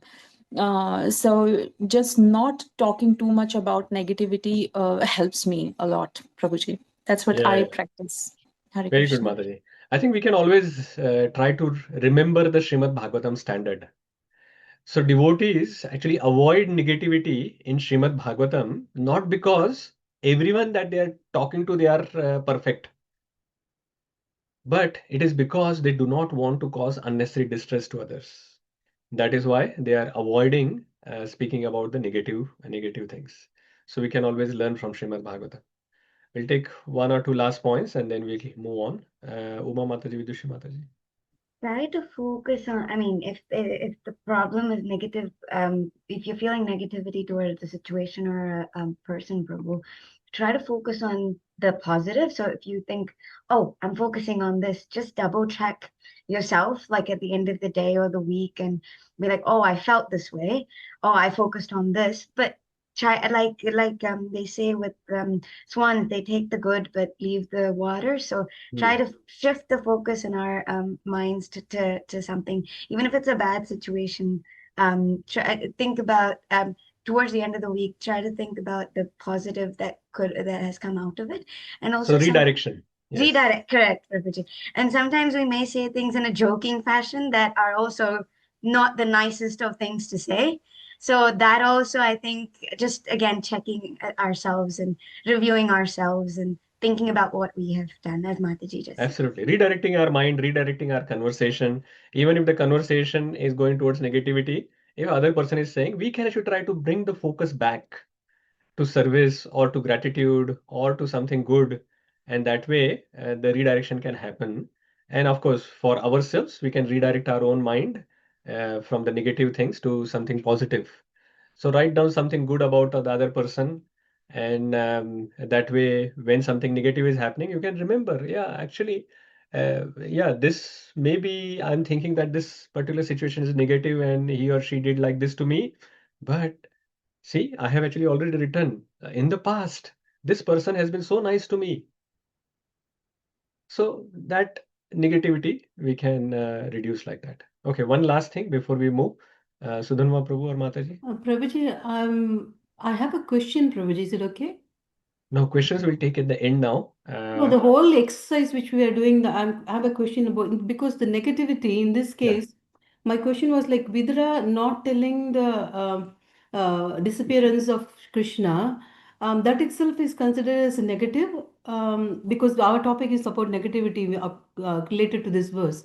But normally we say in the just the material world, like, even if you don't say good things, like, about marriages or anything happening, at least if someone is passing away, you have to pass that message. So that's the normal thing which we say, because we don't want to miss that thing, or consoling the people who are lost that person or something like that. But here the situation is Krishna, who is the supreme personality, is passed away. I know there is a reason why Vidra, like, he is compassionate, he didn't say, but the basic thing is like, but we are here talking about passing bad things about some person. So that's the negative, the thing which we are talking about, I'm right? just actually generalizing from the concept. The concept is about the devotees being compassionate, and they don't want to spread negativity Right. because they don't want to actually cause distress to others. Right. So in this particular situation, Vidura actually showed this quality by not disclosing some bad news. But in general, we are not at that level of Vidura, right? And our negativity comes from talking about some petty things or whatever. And that is why that general concept can be utilized in our day-to-day life. That is where I'm actually using that concept to develop this exercise. But are we to, in this particular case, what Vidura has followed, like passing away of Krishna, he's not telling. So, but that doesn't actually, the exact concept won't be applying, isn't it, Prabhuji? Like, for Oh, so for okay, coming back to your point about Generally, we say that even if you don't pass the happy things, but at least if someone has passed away, we should say, see, that is when you are in that same community or whatever like that that is happening. You should try to actually to pass on that news so that you can actually go and console the people. But in this particular situation, what has happened is that it has been many days already. The Lord has passed, the Yadu dynasty has been, they have fought with each other and they have finished. So there is nothing Yudhishthir Maharaj can do. It is not that some final rites are remaining for the Yadu dynasty there. They are all waiting that Yudhishthir Maharaj will come and do it. No, it is all done and dusted, fine. Everything is finished. So now it is just the news that he is going to get. And that news is also going to cause this big change in Pandava's dynasty, Kuru dynasty. So to avoid that, then Vidura has actually not given that news to them. Okay, thank you, Prabhuji. But also, how come Vidura came to know about this? Because he was he was in pilgrimage, right? I know it was covered in the later chapters, but if you can reflect that. He met Uddhava. So while he was there, he met actually Uddhava, who was actually going towards Badrikashram. And after actually hearing it from all the Uddhava Gita from Lord Shri Krishna, he was on that way. And then he asked Uddhava, how is just like Yudhishthira Maharaj is asking. Similarly, Krishna asked Uddhava, how is Krishna? How is Yadavas? He said, what? They are all now gone. And then he got the news and he said that, okay, tell me all the things about Lord Shri Krishna. But he said, okay, I'm not going to give because you are elderly to me. It will be Maryada Vyatikram. Why don't you go to Maitreya Muni and then you listen to that? But Thank you, Prabhuji. Thank we'll you. talk about that in Canto 3. Okay, Kaliuga let's move memory, on. Prabhuji. Thank There are you. many more verses to do today. Looks like, okay, possibly we may not cover. But one important thing about this, how we can, when we are about to speak, these 2 or 3 questions we can always think, and that way it can help us to stop spreading negativity. First one is, do my words reduce anxiety in others or increase it? Second one, would I say the same thing if the Lord or my spiritual masters were listening? And how would a pure devotee respond in this situation? See, we all have this desire that I want to develop love for Krishna. Love for Krishna is only coming in pure devotees. So finally, we are saying that I want to become a pure devotee. So if you want to become a pure devotee, then we have to also respond and behave, practice how a pure devotee will behave. So think about how a pure devotee would respond in this situation, and then you actually decide what should be your response. And this second question is very, very practical. If your spiritual master is sitting in front of you, would you say the same thing that you are talking about a third devotee to the second devotee? If it is okay to speak like that, then that is okay. Even when the spiritual master is not in front, then you can say that. See? And that is how we can improve our speech. Okay, let's move on. Next verse. We are on verse number 14. 14. Who's next? Yes. Hare Krishna, Prabhuji. This Mahatma Vidura, being treated just like a godly person by his kinsmen, remained there for a certain period just to rectify the mentality of his eldest brother and in this way bring happiness to the others. Hare Krishna. So here it is mentioned that he was treated like a godly person. So Yudhishthir Maharaj treated Vidura as a godly person, like a demigod. So he offered all the reception, the respect, the worship, everything that he is doing. It is as if like a Devata has come, and similarly he has treated Vidura. And there in this translation, it is also mentioned what was the main reason that Vidura returned to Hastinapur. It is mentioned that he remained there for a certain period just to rectify the mentality of his eldest brother. So that was the whole point of him coming to Hastinapur. Otherwise, there was no other reason. He has already given up all the family attachments and everything, but he only came. It was not that he came now that Yudhishthira Maharaj is now the king. Let me go there. He treats me as an uncle. I have protected him multiple times, so I can now enjoy the comfortable life in the palace of Yudhishthira Maharaj. That was not the purpose. He came to rectify the mentality of Dhritarashtra. He wanted to deliver and liberate Dhritarashtra. And of course, by staying there, he also increased the happiness of all the others. Now, Dhritarashtra is very materially attached. And it is mentioned in the purport, Srila Prabhupada says, it is a duty of the enlightened souls to deliver the fallen ones. So he saw that Vidura saw that Dhritarashtra is very materially attached. He's in a way, he's completely fallen. And you can see that in his life, Dhritarashtra did many wrong things. And he did not stop many wrong things which are happening in front of him, which he had the ability to stop. But he just continued. So that is why Vidura specifically came to give him an alternative. Srila Prabhupada is mentioning in this purport, he's saying that many times when the people are very materially attached, they do not understand what is the alternative way of living. But Vidura knows that alternative way, the spiritual way of bhakti. So he came to give that spiritual way of bhakti to Dhritarashtra so that he can then get liberated. 15th verse. Lochana Harini Mataji, please go ahead. As long as Vidura played the part of a Shudra, being cursed by Manduka Muni, Aryama officiated at the post of Yamraja to punish those who committed sinful acts. Krishna. Hare Krishna. So we actually saw this story about how Yamaraj got cursed, and now he is cursed to actually go to the material world and then do like be born as a Shudra on earthly planet. So at that time, he has to do some job handover, like at work when we are going on a long leave, we have to actually pass on our work to someone else.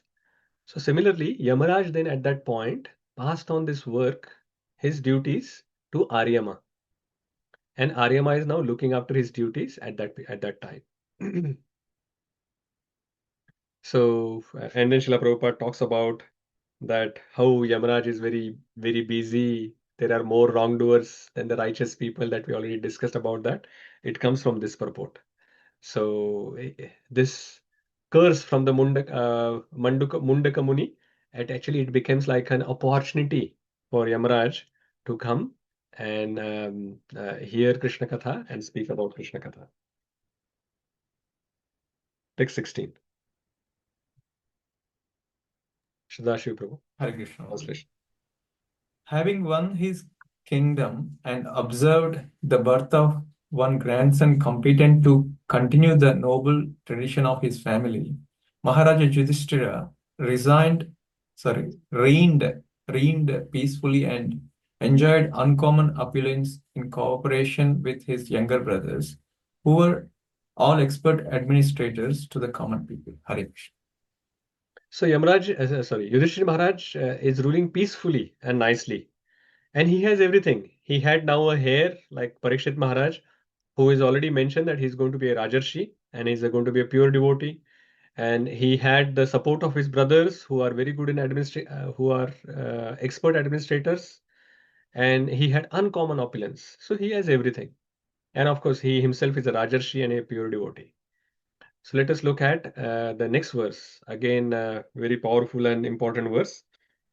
Evam gृहेषु सक्तानां प्रमत्तानां तदीहया अत्यक्रामद विज्ञातः कालः परमदुस्तरः. Bhakeshwari Mataji. Insurmountable, eternal time imperceptibly overcomes those who are too much attached to family affairs and are always engrossed in their thought. So time is very powerful. It is said that it is insurmountable. That means it is undefeatable.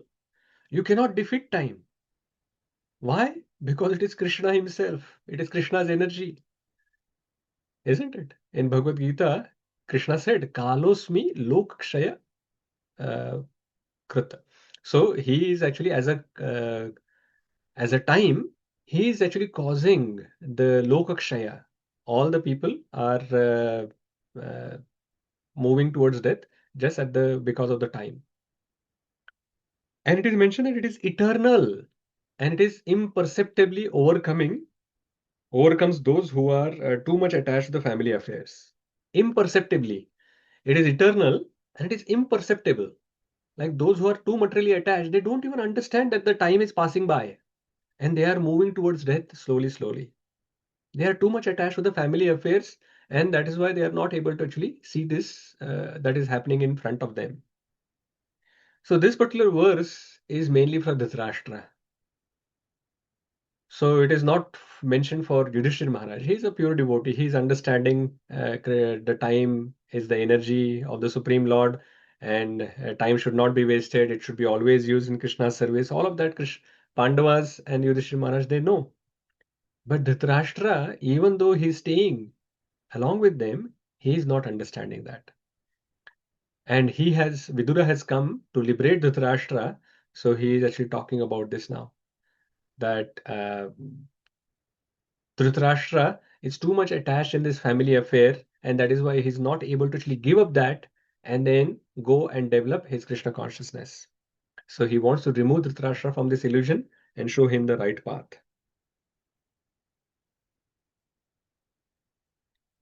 So now, from 18th verse onwards, he starts speaking to Dhritarashtra alone, and he is actually heavy. He's chastising him. And when you actually hear this, you will think that, wow, this is such a. Sometimes some of these verses are so harsh for Dhritarashtra, but these are required for Dhritarashtra because his thoughts is so much engrossed in this family life. If Vidura doesn't use these harsh words and these specific verses that we are going to see now, without that, it will be very, very hard, very, very difficult for Dhritarashtra to come out of it. He cannot wake up. So that is why Vidura had chosen some really, really choicest words for him. If you see in Bhagavad Gita as well, as soon as Krishna takes up this service of becoming a spiritual master for Arjuna, there as well we will see that he is actually uses really sharp words towards Arjuna. That you have to give up this klaibya, that it will become anarya, akirti, all of these things that he is talking about to Arjuna. So similarly here, Vidura is also chastising Dhritarashtra. I think even though I wanted to cover this entire section of Dhritarashtra chastisement today, it doesn't look like that we will. It is only 9 minutes remaining. So instead of that, I think why don't we actually take some questions or comments and reflections, and then we will cover this section in the next session.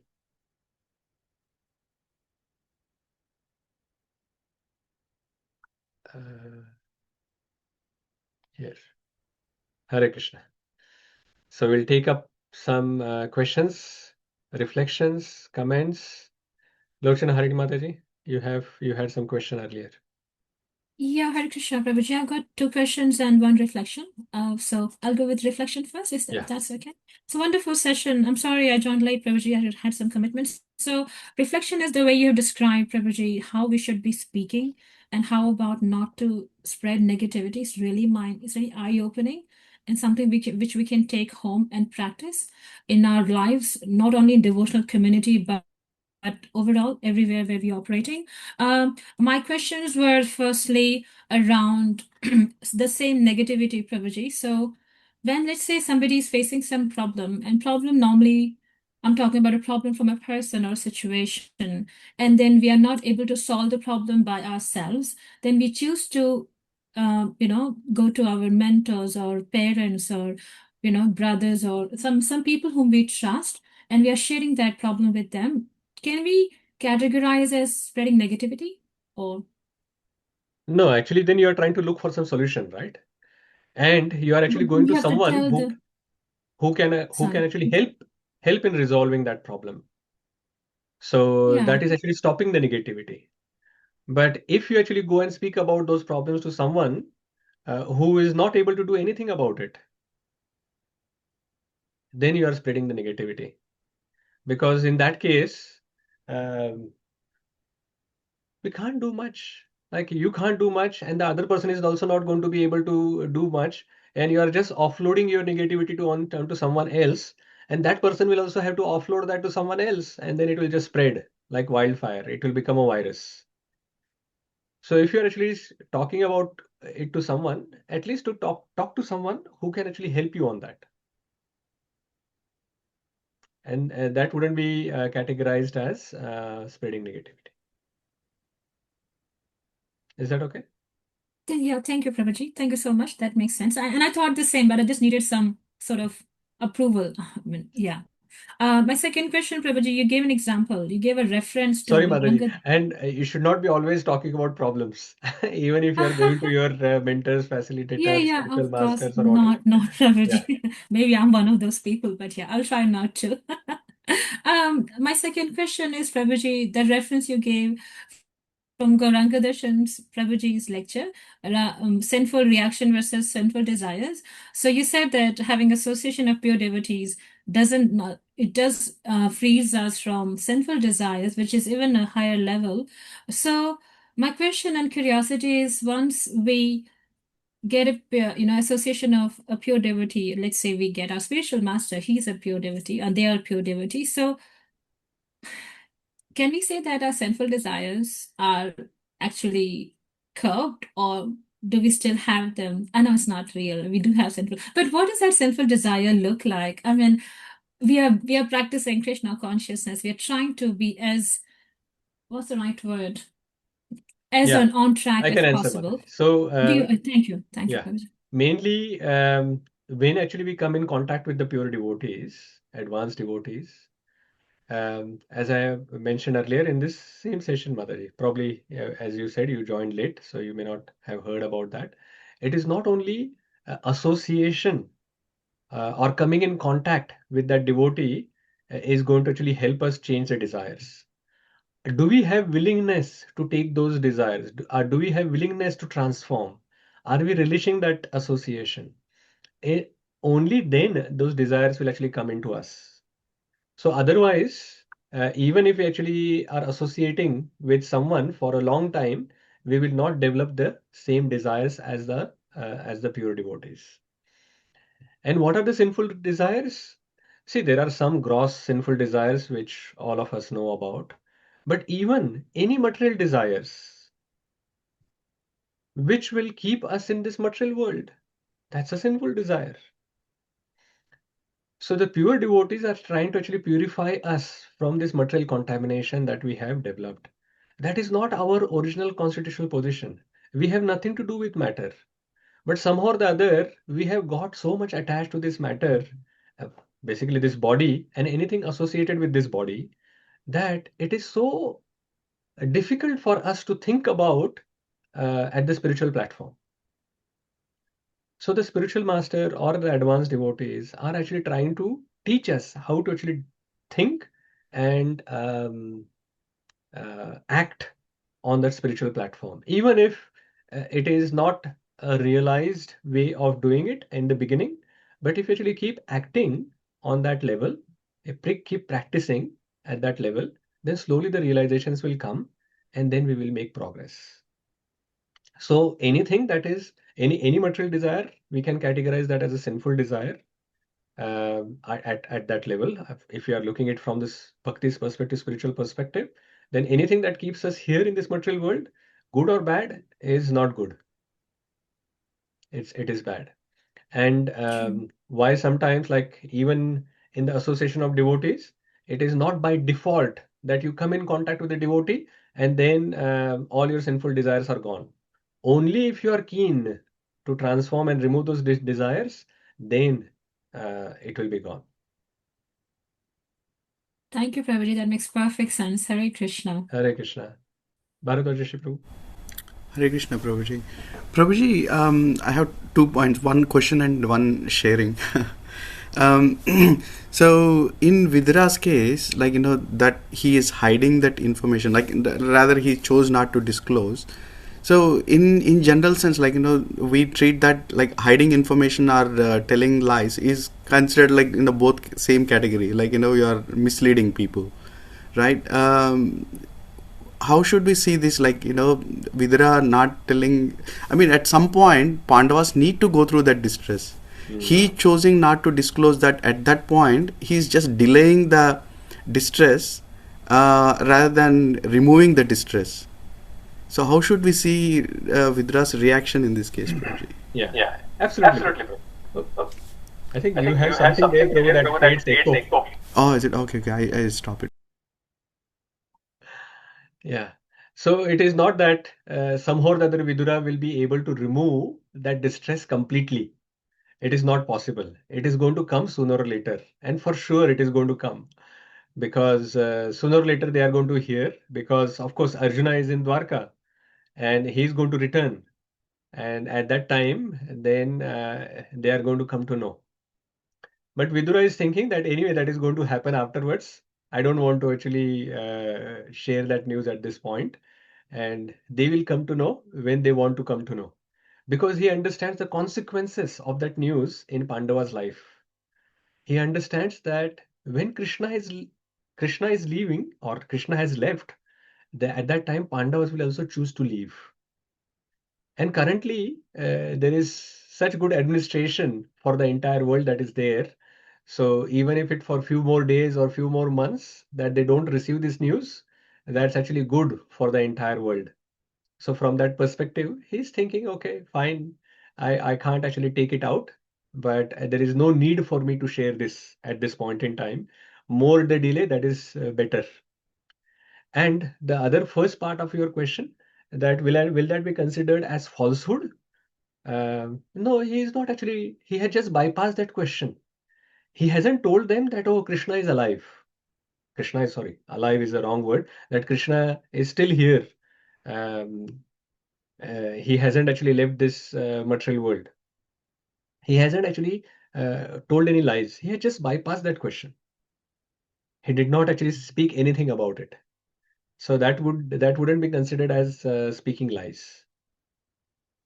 Yeah, he hasn't shared that information, but definitely not speaking lies. Thank you, Prabhuji. Prabhuji, just the sharing, of course, obviously, it's like a very informative session today. I just want to share one recent situation that I have gone through, and the advice that I got from my Guru Maharaj is that, we were going through quite a lot of negativity, and then when we approached Maharaj, he said that these dualities that we see is because of Maya. Right. So when you see dualities, that negativity, consider that you are under the influence of Maya. So stop thinking negatively. So I just wanted to share that. Probably. Yeah, very nice. So negativity and positivity, they can be actually looked at from the material duality perspective for sure. And because we are sadhakas, we are still in this dual world. And we have to actually come out of this negativity and look at the positive aspects. But at the other level, if you actually think about the spiritual perspective, then we can actually see that the duality doesn't exist on the spiritual side. So that is why we have to lift ourselves, lift our game from the material level, the material platform, to the spiritual platform. And when the spiritual master sees that you are not on the material platform and on the spiritual platform, then they will understand that, okay, you are coming out of duality. Nice. Thank you, Prabhuji. Shama Kumari Mataji. Hare Krishna, Prabhuji. So my take-home lesson is, Prabhuji, when you said that truth spoken without compassion is violence. So that is actually quite deep, Prabhuji. Thank you so much for that. And thank you for such a nice session today. Amazing. Thank you so much, Prabhuji. Hare Thank Krishna. you. Hare Krishna. Bhageshwari Mataji. Yeah, I think most of the people have covered what is a good point in the session, Prabhuji. But as usual, it's about Vidura hiding that. But I have one question, Prabhuji. When you were talking about that negativity in that reasons or the solutions mode, or how to improvise that, or what might cause the situation, you mentioned one word about appreciation.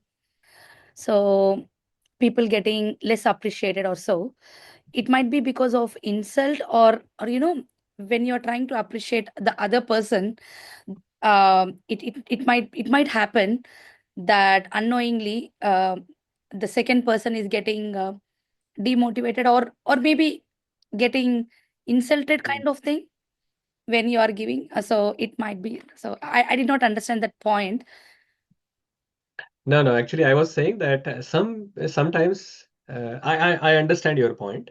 Say, but what I was actually mentioning there was that sometimes the negativity comes in our heart is because of we feel undervalued or underappreciated. Like we are doing something, and then we are thinking that, okay, my service is not getting appreciated, or my qualities or whatever that I'm doing is not getting valued. Then at that time as well, that emotional burden that gets created. And sometimes, somewhere or the other, that may get released. Of course, this itself is coming from the anartha, which is a part of the other problem that we talked about previously as well, that when somebody else is getting appreciated, we should never feel in comparison to that we are undervalued or underappreciated, because that is not the Bhagavatam way. The Bhagavatam way is that, or Chaitanya Charitamrita way is that if somebody else is getting appreciated, we should be happy with that. That, oh, this person, this devotee has made such progress, and Krishna is pleased with him, or spiritual master is pleased with him or her. And that way, we should actually be pleased and happy about that situation. We should not be actually be envious or jealous in that situation and think that, oh, I'm not getting appreciated, that other person is getting appreciated. So his or her turn has come now, and definitely Krishna will recognize my service as well sooner or later. And even if people or the other devotees around us do not appreciate that or value it, we should know that Krishna is valuing it, Krishna is appreciating it, isn't it? So because we are not doing that service so that we can get appreciation. Of course, as a devotee, we should always try to appreciate others, but as a devotee, we should not be expecting that appreciation for us. Amanina manadena. So don't expect respect, always give respect. So same thing for appreciation as well. Always give appreciation, don't expect appreciation. So that is the way, if we actually behave, then only we will be able to create Vaikuntha atmosphere. Otherwise, it is a never-ending thing. Because how can a limited person uh, even appreciate unlimitedly everyone, isn't it? So it is a joint responsibility. Even appreciation is a joint responsibility. For example, if say I appreciate Bhageshwari Mataji, so that should actually cascade like a virus, good virus. So you can appreciate 10 more people, 10 more devotees. And even if I am not directly appreciating, say, suppose Surananda Prabhu, at least Surananda Prabhu has received appreciation, say, from Bharadwaj Rishi Prabhu or Sudhanva Prabhu, like that. So he will feel, okay, nourished, that my service is getting noticed and appreciated by someone. And that way, things will, instead of this bad virus, we can actually spread the good virus. So that way, the entire community will feel nourished. Thank you, Prabhuji. Yeah. Surananda Prabhuji. Hare Krishna Prabhuji. Sorry for joining late. I'm still struggling with jet lag. Are you back, Prabhuji? Yes, Prabhuji. Oh, Just on Friday I thought that you evening. are attending at midnight there somewhere. Okay, Prabhuji. So I have a few points to take away today. We should have someone in our life who will give guidance and correct us. And one Definitely. other point, it is very much suitable to me, is need to ask questions to become a right disciple. Good one, Prabhuji. And I think that first point is so important in our life that we definitely should have someone like Dhritarashtra is so fortunate in a way that he has Vidura, and who is such a well-wisher for Dhritarashtra that he has actually left his pilgrimage and then come back so that Dhritarashtra can get benefited. Like, who is going to do that? See, this is the similar thing that Srila Prabhupada left Vrindavan and went to the Western world so that all of us, all these Dhritarashtras, can actually go back to Godhead. So same thing. And Srila Prabhupada actually mentions in one of the purports afterwards, which we did not see, that there was one Dhritarashtra at that time. There are so many Dhritarashtras in this Kali Yuga at this point, who are so attached to our to the material life, and Viduras are required to actually take those Dhritarashtras back to Godhead. So yeah, so we are also very fortunate, just like Dhritarashtra was fortunate. We are also very fortunate that Srila Prabhupada helped us. Thank you, Prabhuji. Sudhanva Prabhuji and Mataji. Hare Krishna, Prabhuji. Very nice session today, Prabhuji. Lot of points to take. I'll just list my points. Like one thing is, the first one is like ask intelligent questions to your spiritual master to progress spiritually. And also the other thing is like just don't visit the holy places, but do service there. That's another important point I got from this verse, today's verse, what we read. And never miss association of pure devotees, which is a very good point as well. Sometimes we do, for various reasons, sometimes we miss to lose their association. And very important is the negativity discussion which we had, Prabhuji. I had gone through that as well, but very nice how to not to get into negativity. The 3 points you mentioned, I think that's going to help a lot to get over that, Prabhuji. Thank you very much. Hare Krishna. Okay, nice. Thank you very much, everyone. I think we can stop here now. There is service to do at the temple. Those who are able to join in, please join in. Next Sunday, actually, we are traveling next Sunday to India, so there will be no session on next Sunday. I'm going to try to continue to do sessions from India for the 4 weeks I'm not here. But the time will be different. We will not do at this time. It will be midnight there. I'll suggest some other timing, but let us see. Like some of the Sundays I may be busy, so I will try to do at least, if not 2 hours long sessions, we may be able to do even some shorter sessions so that the flow will continue. Okay, so we'll stop here. Srimad Bhagavatam ki jai, Jai. Prabhupada ki jai. Hare Jai. Krishna.